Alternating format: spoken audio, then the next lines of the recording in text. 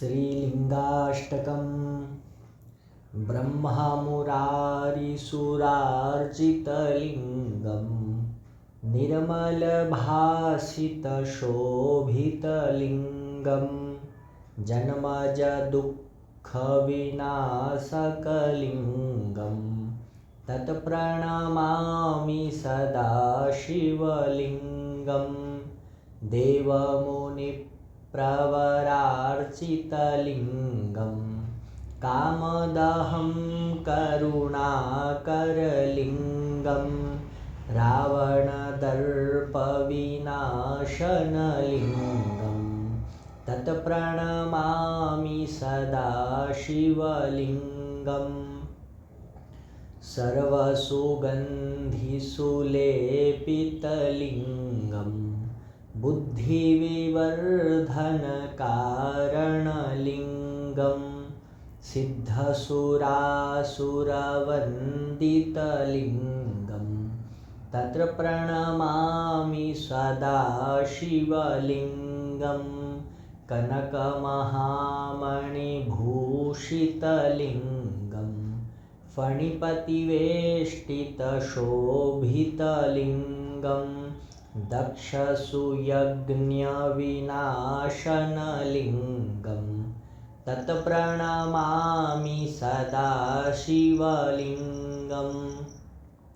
कुङ्कुमचन्दनलेपितलिङ्गं पङ्कजहारसुशोभितलिङ्गं सञ्चितपापविनाशनलिङ्गं तत्प्रणमामि सदा शिवलिङ्गं।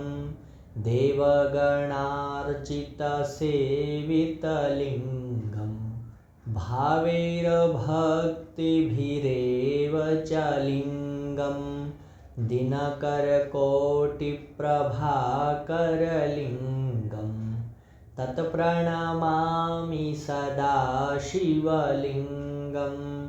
अष्टदलोपरिवेष्टितलिङ्गं सर्वसमुद्भवकारणलिङ्गं अष्टदरिद्रविनाशनलिङ्गं तत्प्रणमामि सदा शिवलिङ्गं। सुरगुरुसुरवरपूजितलिङ्गं सुरवनपुष्पसदार्चितलिङ्गं परात्परं परमात्मकलिङ्गं तत्प्रणमामि सदा शिवलिङ्गं तत्प्रणमामि सदा शिवलिङ्गं।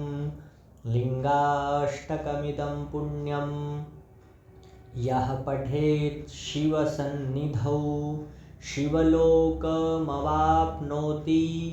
शिवेन सह मोदते शिवेन सह मोदते।